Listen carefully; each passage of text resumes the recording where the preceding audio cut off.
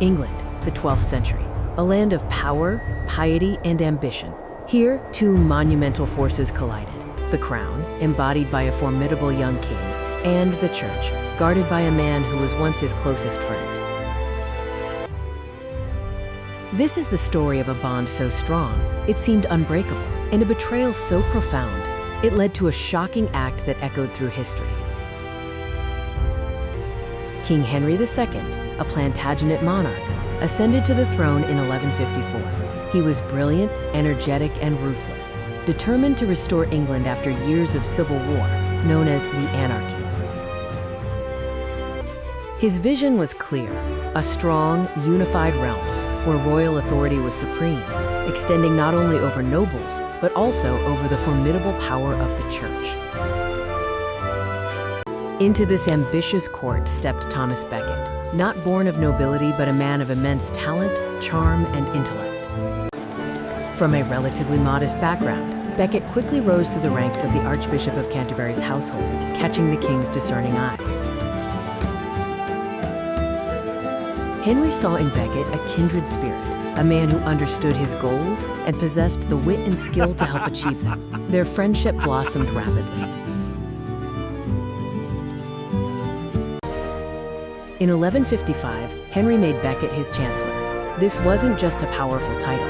It made Becket the second most influential man in England, loyal only to the king.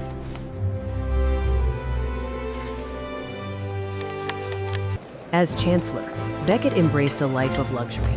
He held lavish feasts, dressed in the finest silks, and displayed a pomp even greater than many nobles.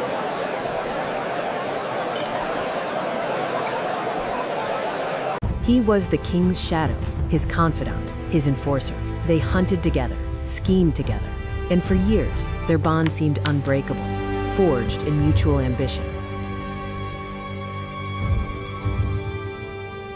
Then, in 1162, the elderly Archbishop Theobald of Canterbury died. The highest ecclesiastical office in England was vacant, and Henry saw a golden opportunity. He would appoint his loyal chancellor Thomas Becket as the new archbishop.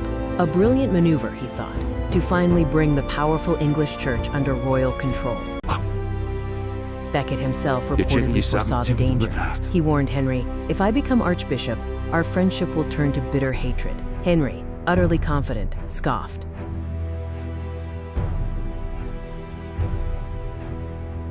On June 3, 1162, Thomas Becket was consecrated Archbishop of Canterbury. The transformation was immediate and startling. The worldly chancellor vanished. In his place stood a fervent, ascetic spiritual leader. Becket renounced his chancellorship, declaring his sole allegiance was now to God. This dramatic shift ignited the fierce struggle that would define the rest of their lives, the clash between the independent power of the church and the supreme authority of the crown. At the heart of the conflict lay the issue of criminous clerks, clerics accused of crimes. Church courts claimed sole jurisdiction, often imposing lenient spiritual penalties. Henry, a firm believer in royal justice, found this intolerable. He demanded that clergy who committed serious offenses be tried in royal courts, like any other subject.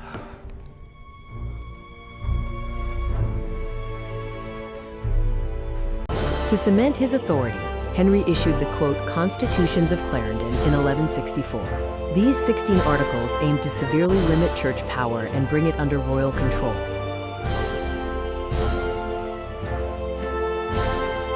But Becket, now the unyielding champion of the church, refused to endorse them fully. His defiance was a direct challenge to the king's will, and a profound personal betrayal for Henry.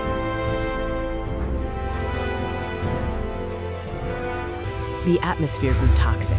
Henry felt his authority undermined, his friendship scorned. Becket felt his spiritual duty absolute, higher than any earthly king.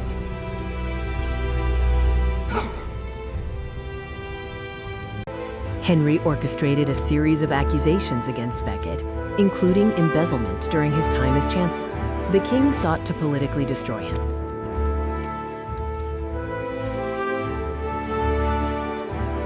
At the Council of Northampton, Becket stood alone, defying a furious Henry and his barons. He proclaimed his allegiance to the Pope and denounced the king's demands.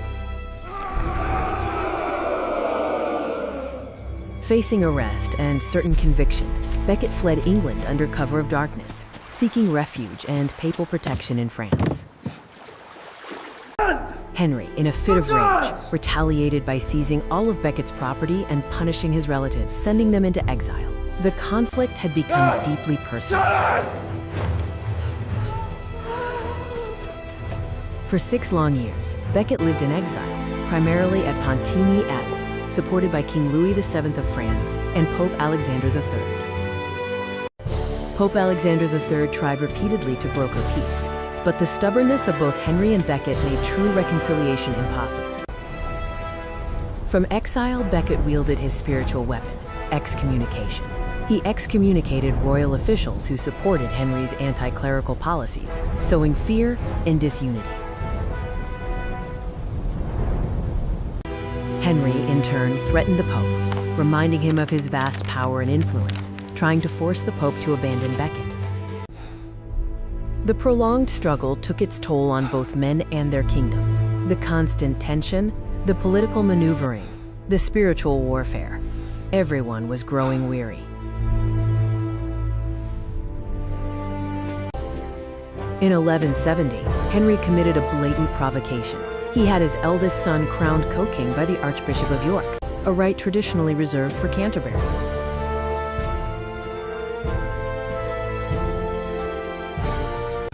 This was a direct insult to Becket and the See of Canterbury, stripping him of a fundamental archiepiscopal privilege. Becket was furious.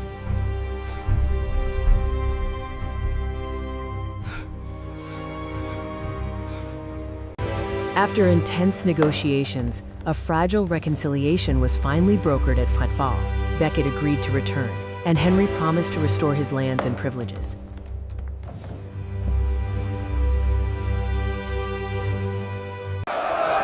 In December 1170, Thomas Becket returned to England. His reception was mixed. Joyous crowds hailed him as a hero, but royal officers watched him with hostility.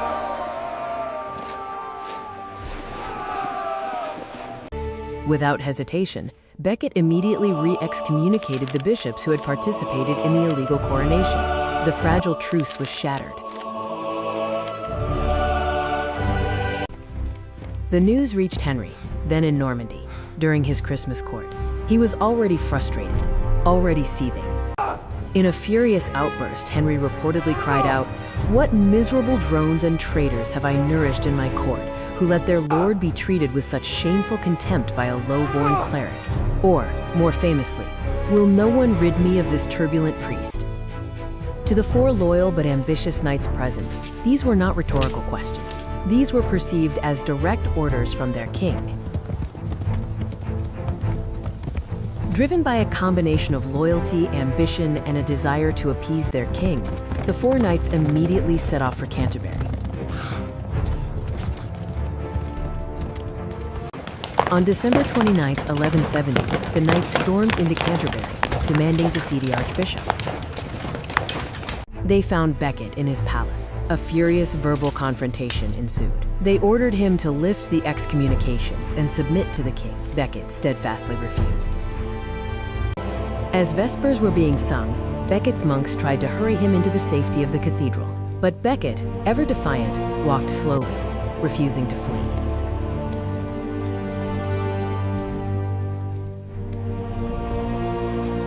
The knights, maddened by his refusal, followed him, drawing their swords. The hallowed walls of Canterbury Cathedral were about to witness a shocking sacrilege.